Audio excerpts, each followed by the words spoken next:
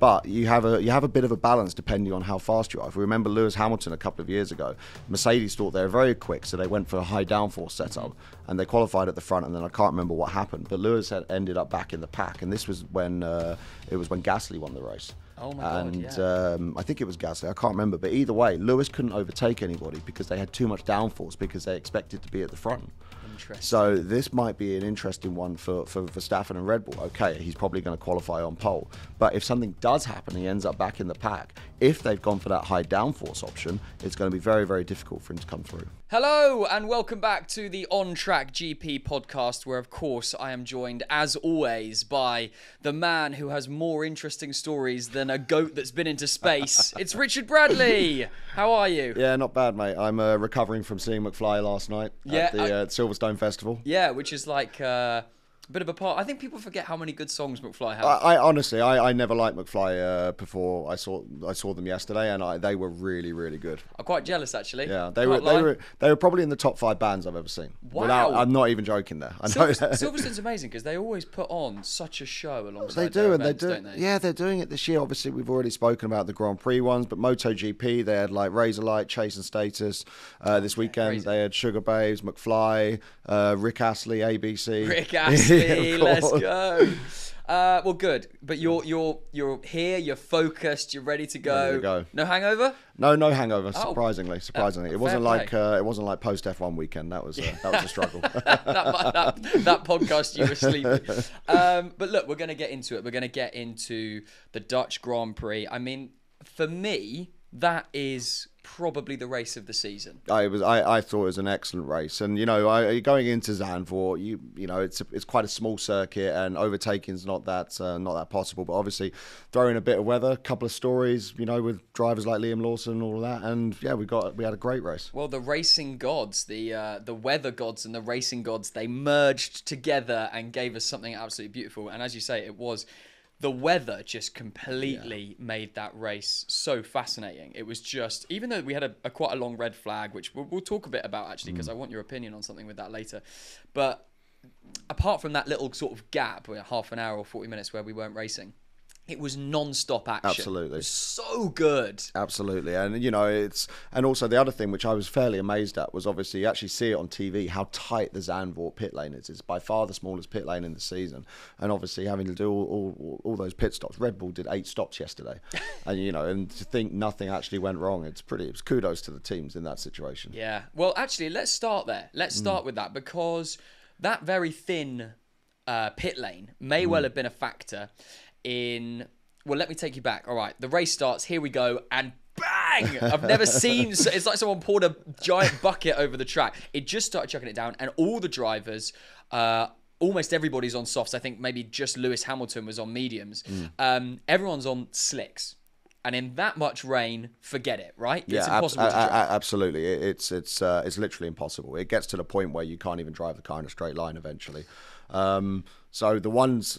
there was some the thing which I found incredible about it, though, was some of the strategy decisions were so blindingly obvious.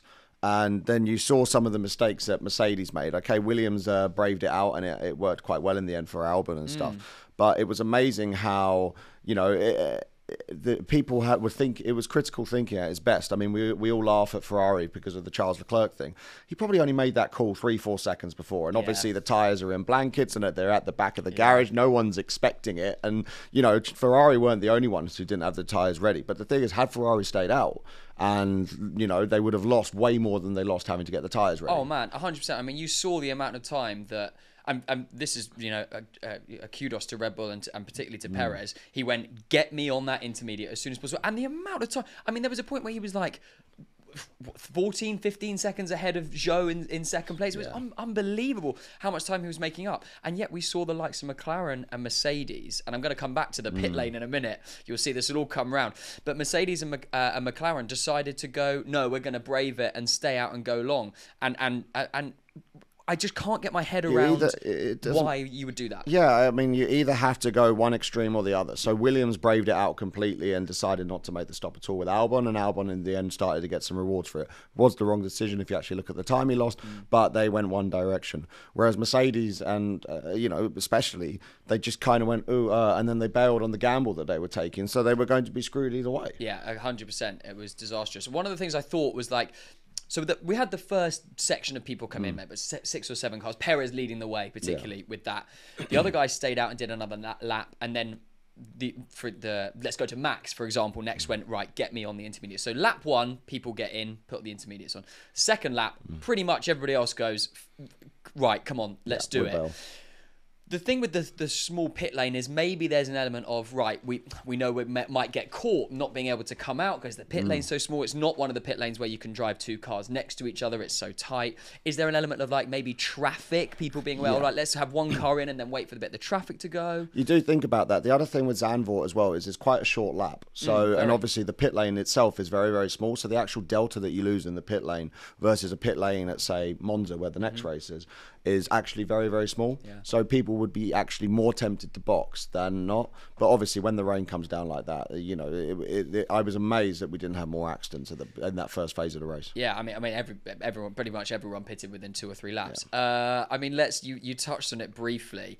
That Ferrari, I think there's an element where actually Ferrari got a bit unlucky because the camera just happened to be on them at the moment where they had no tyres. A lot of teams had no tyres ready. It's just because we come to expect it from Ferrari. I think Karen Chandok said it best. He said, like, oh, how many times have we seen this? And he's completely right. Yeah. But, Leclerc probably made that call a couple of seconds before, and no one was expecting it or ready for it, And bear in mind that, as I said, tyres are in blankets and they're getting prepped and everything. You have a tyre department who are managing the tyre, managing the air inside the tyre, the humidity inside the tyre, and they're looking after them. And it takes time to get things ready. Yeah. So, I feel sorry for Ferrari because it was literally just a case of the camera actually happened to be on them. But you saw many teams had the same problem. I think there's also an element of, like, teams getting potentially too caught up in data, because for me as a fan, I look, oh my god, it started chucking it down, let's get the inters or the wets ready, right? But they're so focused on the data in front of us. It's like such a basic call to think we're probably going to put these tyres on in a minute, we should get them at least prepared and ready.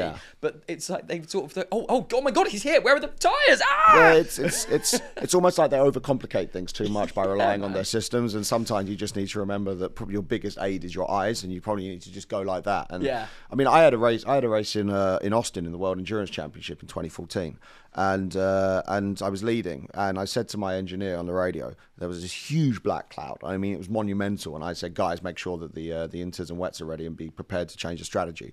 And in Austin, the pit lane was facing the other direction. And so they said, oh, we haven't got anything on the radar. I said, trust me, it's coming. They said, no, we're sticking to our plan. I went, guys, I have eyes. There's a big cloud. It's coming our way. It's going to rain. And guess what happened 2 laps later? They had to red flag the race because there was that much rain. Oh, my God. And it wasn't on the radar at all, That's it. Sometimes I just think, like, your instincts are going to be as good, if not better, than the data, particularly when it's literally on your face. Exactly. It's like at the end, when you saw we saw the shot of the cloudburst literally coming across the North Sea, approaching Holland. And it's going to rain then, boys. Some sort of like out of some sort of like Disney film or something, like actually comedy weather coming in. It was so clear. I mean, another big headline is not only did he win, but Max Verstappen has equaled Sebastian Vettel's record of 9 races in a row. I mean, what he's doing is exceptional. I thought Max was excellent yesterday. I thought he was incredibly mature in some very, very difficult situations. He was incredibly calm on the radio the whole time. Yeah. And he played a blinder, to be honest. He didn't panic when the rain came at the beginning of the race. He managed the situation. At one point, he caught Perez, I think, 7 seconds in 3 laps. Oh, man. That was disgusting. Phase, which was just like, oh, wow. I mean, if that doesn't show how much of a class above Perez he is, what does? I think Perez was quite lucky that the race was so exciting, and we're not talking about that more, because that was just something else. Mate, I mean, that is for me is indefensible for Sergio Perez. He was chopping him like literally 3 seconds a lap. And by the way, it's like the second shortest lap that we have. Exactly. I couldn't believe how. I mean, it was just so easy. He's a complete class above. But I think the other thing as well was that, at the end of the race, when he had Alonso behind him, and, Alonso was always going to have to go 100% attack. And you saw at the beginning, Max was struggling, even compared to Perez on pace. But he just took his time, felt the conditions, worked out where the water was, didn't panic. And then when he was comfortable, he went, okay, boys, see you later. I think it comes with winning so much. You just trust yourself, and he obviously knows the car incredibly well. He's an unbelievable driver in every single type of condition. Is he going to do it next week and break the record and do 10 in a row at Monza? No, I'm pretty sure he will. I mean, to be honest, how fast the Red Bulls were in Spa, it's the one you would call most similar to Monza on paper, even though they're very different. But in terms of like aerodynamics and the philosophy behind the car, normally the teams develop a special package which they have at Monza and Spa. Okay, there's difference in terms of downforce, obviously, but they're quite similar. And he was just so fast there. I'm sure he will. And we're going to get into Monza in a bit, but let's stick with the Dutch GP for now. You mentioned Fernando Alonso. They're back on the podium. First one since Canada. I think he got driver of the day as well. An unbelievable driver. I thought he was incredible yesterday. When you look how much faster he was than Stroll, he was excellent. Does yesterday. That say much though?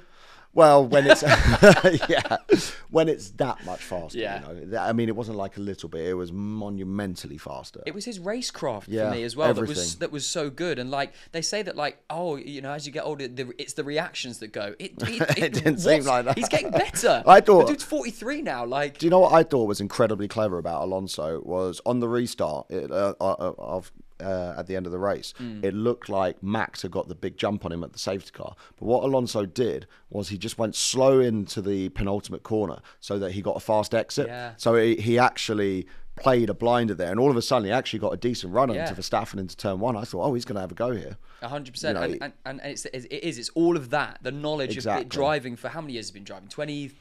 Oh, in F1, he was his first year was 2001. So 22 years. Yeah. I mean, that is just insane, man. Yeah.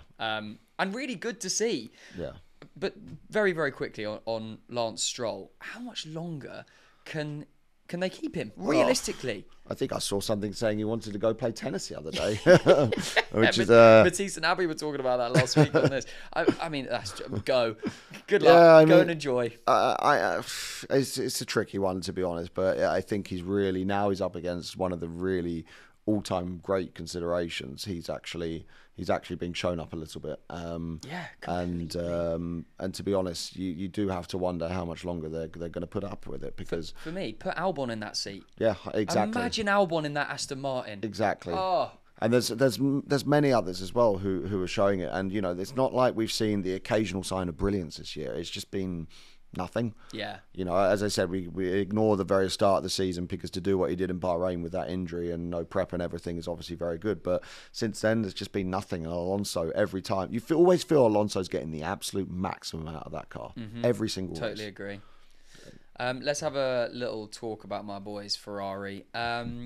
Let's start with maybe the one positive. I actually thought Sainz had a pretty good race. Sainz had a very good race. I think he had a very, very good race under a lot of pressure. He didn't have the fastest car. He raced well, got himself in good positions. I thought he did a very good job yesterday. Yeah.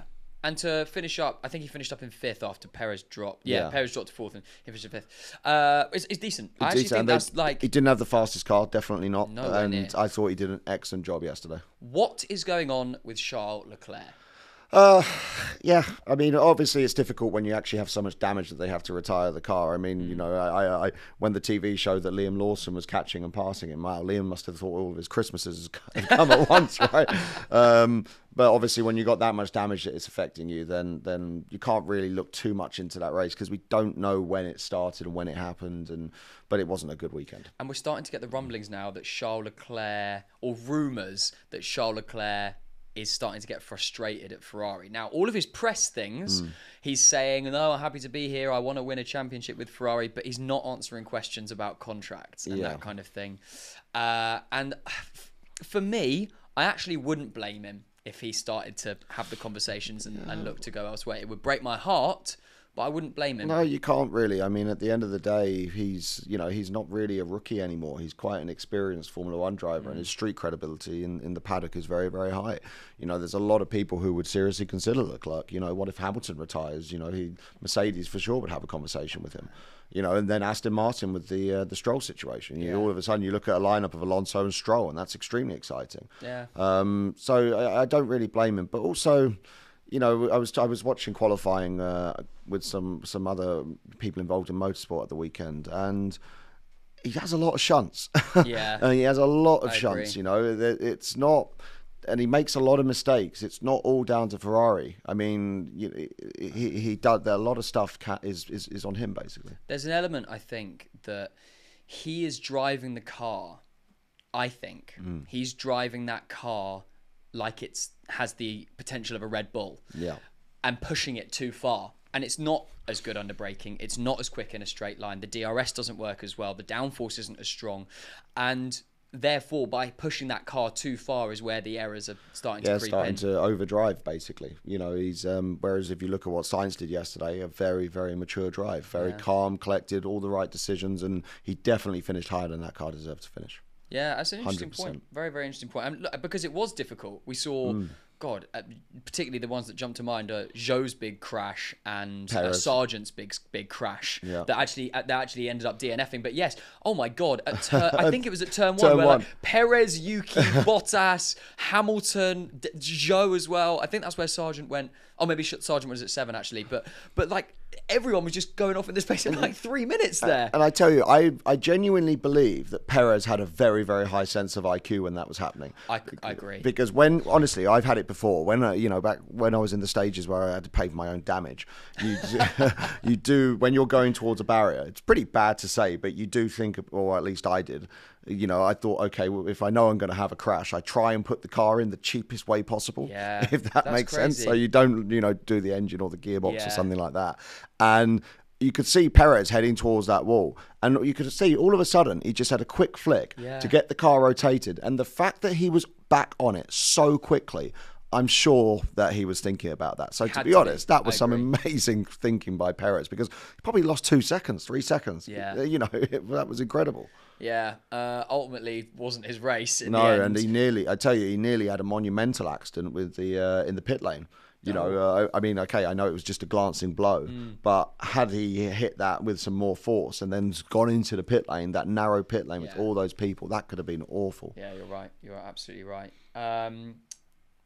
Mercedes, very difficult weekend, kind of all round, but particularly for George Russell. Yeah, I mean they were fast. Obviously Russell qualifying third, but just not good enough. That decision. I mean, don't get me wrong, we make mistakes, but that was poor. I still don't get it. I don't know if I'll ever get it. And you saw Toto Wolff came out today and gave a scathing review, and to be honest, justifiably so. It just wasn't good enough. He should. But then George, he eventually came through the field and his pace looked pretty decent, but he was just out of position. Correct, and then ended up fighting with, I think it was Norris at the end, getting the puncher and having a DNF. Wasn't he like 40 seconds down after lap 3? I mean, what can you do in that situation when you're starting on third, right? Yeah, forget it. And he's been under a little bit of pressure, I think, George, recently with his recent performances, and that's not going to help. I tell you, that save though was save of the year. The one where he dropped the rear left wheel. Snap. Oh my word! Whoa. I tell you, like I've had a couple of shunts from doing that before. And I tell you, you have no reaction to it. It just snaps like that. So for him to save that was unbelievable. Yeah. That's going to go down as a save of the year in the end of season awards. 100%. That was amazing. Nice. Better than whose was it at Monaco? Had a crazy snap. Was it Zhou? I think had a crazy snap coming into out the tunnel. Oh, into the chicane. Yeah. Oh my God. and he I think it was Zhou. That Russell one, to be fair, was decent. Look, let's talk about somebody that I think very soon we will be seeing in an F1 seat permanently. Liam Lawson. I think he did phenomenally well. Yeah, he did excellently. I'm starting to become a big fan of Liam Lawson. I've been going to the Super Formula races this year, and so I've been watching. Which is over in Japan. It's over in Japan. Yeah, it's the series that he's competing in at the minute, and it's a very, very difficult championship, and he's adapted to it incredibly well. And there was an incident at the last race in Motegi where he was fighting. he was fighting for the lead on the first lap, and he ran wide, bottomed out on the curb, and it effectively ruined his race. And it was a move which he didn't really need to do with the position and the lead that he had in the championship. And a lot of drivers at that age would come out, and it was a hard racing incident, but it was the fact that he didn't need to do it. And he's come out and he went and spoke to the driver that I help after the race, and he basically went, man, I screwed up. And for him to immediately realise and reflect that it was actually an error of judgment by him, and to come out and publicly say that as well, again, acknowledging that it was hard racing and he still thinks he got squeezed, but that he didn't need to be in that situation. For him to do that, I think, was very, very impressive. And then obviously getting the call up on one of the, let's be honest, for a rookie, Zandvoort's tough. It's an intimidating circuit, and then you miss practice, and then and then all of a sudden it's your first time in the rain in a Formula One car. And you're on the wrong tyre at the beginning of the race. Exactly. And then you have the deluge in the middle of it, and he was battling with Charles Leclerc. Granted, it was a damaged Ferrari, but I thought that was fairly awesome. And at the end, he was right on the tail of Tsunoda. Yeah, right on the tail of Tsunoda. I think he finished above him in the end. I didn't check that part of the final result, to be honest. Yeah, he finished. I'm sure he did. I think he finished ahead. Right at the end, as you say, they were close, and Lawson ended up finishing 13th. But it's amazing. Yeah, I thought obviously Tsunoda had a massive pace advantage in the dry, which is kind of expected, to be honest. And you could actually see when he went on board with Liam, when he was behind Leclerc, his neck was moving around a bit, which meant obviously he was getting tired, which is fair enough, because he probably hasn't done a race distance in a Formula One car. It was a very like long race. 2.5 hours in the end. And Zandvoort is very, very physical on the neck, very physical, because it's constant high-speed corners. Yeah. But I thought, I thought he did an excellent job, and to be honest, I'm really excited to see him in the future. Yeah, I think he's certainly put his foot in the door in terms of looking 100%. for a seat for next year, because realistically, in a pretty poor AlphaTauri, it was unlikely he was ever going to go and score points in this thing. Yeah. But to keep it on the track, when we saw the experience of Bottas, Hamilton, Perez flying off under the circumstances in a worse car, even when he had the intermediates, and actually for the first time this season, the wet was actually would have been the better tyre to have on, even though it's slow. It was a safer tyre to have on. He kept it on the track. He did the basics right. And just remember, he didn't have FP1 or 2. Yeah, this is it. This is it. Exactly. And then the first time he drove the car in the dry was qualifying. Which was kind of half wet, half dry anyway. But for dry was the race. Yeah. I thought he did an excellent job. And to be honest, I'm really excited to see how he does at Monza, because Monza is a much more normal circuit, and one which he has a lot of experience at. And it will be a much more normal weekend. He'll get the proper prep. He'll get the proper, the FP1s, FP2s, all of that. The car will be dialed to him now. They've seen his driving style more. So I'm really excited to see how he does there. And what an opportunity, man. What an opportunity to come in and get, not just like Nick De Vries had, which, by the way, that was an incredible drive. Was that Monza last? It was Monza last year, yeah. Last year, funnily enough, when Nick De Vries came in and scored a point in a Williams. But what an opportunity this is to have not just one, but a few races back to back. Absolutely. To stamp your, show what you can do. And if you're a rookie, if you're going to choose any of the circuits that you want to have an early experience of a Formula One car in, Monza is definitely it. It's a relatively easy circuit to learn. It's got its twists, but we drive there a lot. There's always races there. So most European drivers or drivers who had careers in Europe have driven Monza hundreds of times. Very interesting. Yeah, I'm looking forward to seeing what he can do. The reason that he obviously wasn't there was because Daniel Ricciardo has broken his wrist. He's had a metal plate put in. He wants to be back as soon as possible, but realistically, this is not a quick fix. No, it's not a quick fix. When you have plates put in, and it's just one of those things. That's why you see drivers letting go of the steering wheel, because effectively what happens when they crash. Yeah. Ah, interesting. Because what happens is if you hit the barrier at an angle, then if you've got your thumbs are locked into the steering wheel and the way you grip it, and basically what happens is that wheel would obviously turn in the direction of the force at the speed you're going. So effectively, if he hit the wall, let's just take a random number, 100 miles an hour, then that wheel will literally turn in the direction of what you've hit the wall at 100 miles an hour, and your thumbs are locked in it.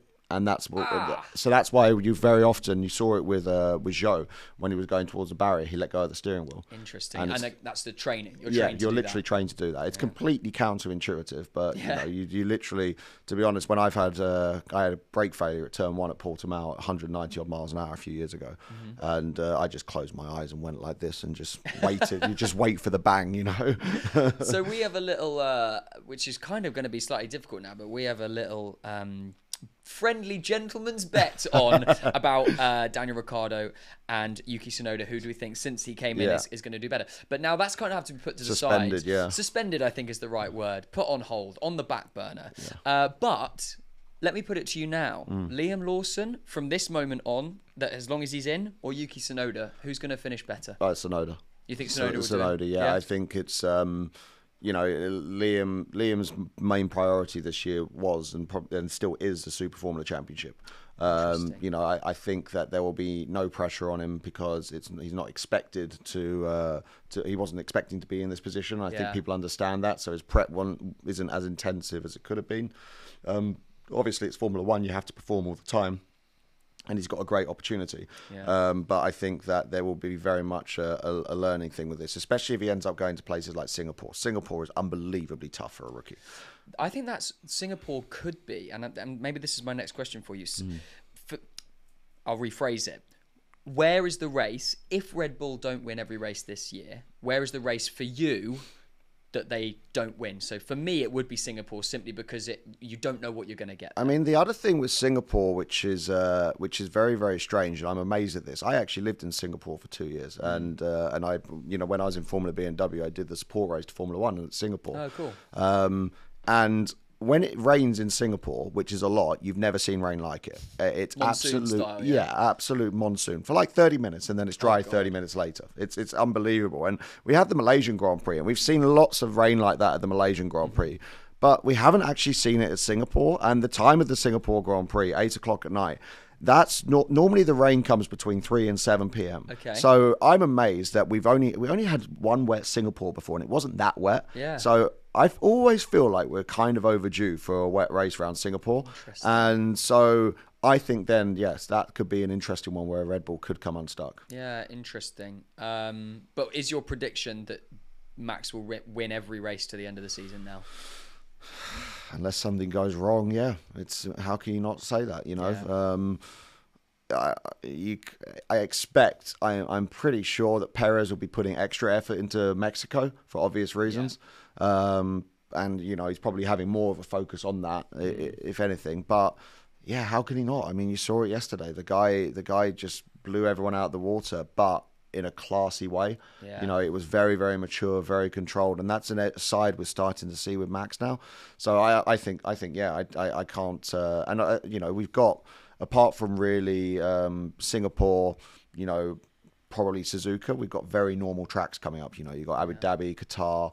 Vegas might be quite interesting. Vegas could be an interesting one. We've actually had this conversation before, but for people that haven't heard it, and this was really interesting for me when you said this, because I asked you, Vegas, that's going to be quite an unknown quantity, right? Because they've never driven there. And you basically said, no, they've been in the simulator since the second that the track was confirmed. Yeah. Tell me about that. So basically, so with all the simulators that the Formula One teams have, they have companies which go and do laser scanning of the circuit. So they literally go around the circuit with a laser scanner. So it measures what they call the mu value, which is the aggressiveness of the surface. It measures cambers, it measures angles, radius, everything. So the track is identical in the simulator to how it is in real life. Wow. Down to every last bump, every last bit, etc., etc. So they will have people there now who are getting the laser scan models, and as Vegas keeps as they keep building it, they'll just send someone back over there and get another model. So no, I think Vegas could be an interesting one. I tell you who I'm quite excited to see at Vegas actually is Charles Leclerc. Okay. Because obviously he was very quick in Baku this year. Yes. Very. And the model of Vegas looks very similar to Baku, obviously with the long straight and the heavy braking zones. Crazy long straight. Yeah, it's ridiculous. about 7.5 miles. Yeah, exactly. So no, Vegas could be an unknown. Yeah, I like the Charles Leclerc idea. I mean, double podium in Baku this year. I wasn't able to convert either of them, but yeah, that could be again maybe another place there to mix up something for Red Bull. But let's look ahead now to next week. Monza.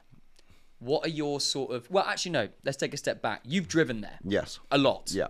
Tell me about this track. What's hard? What's easy? What do we expect? The first thing with Monza is it's really cool because, like, without joking, it is literally in a park. It is like going to Greenwich Park or going to Hyde Park and having a racetrack in there. Oh, my God. Like, you literally enter park gates to get into the circuit. Wow. And there's just one road where they then just have a load of security people. Yeah. And that's literally, it's in the park. It's unbelievable when you get there.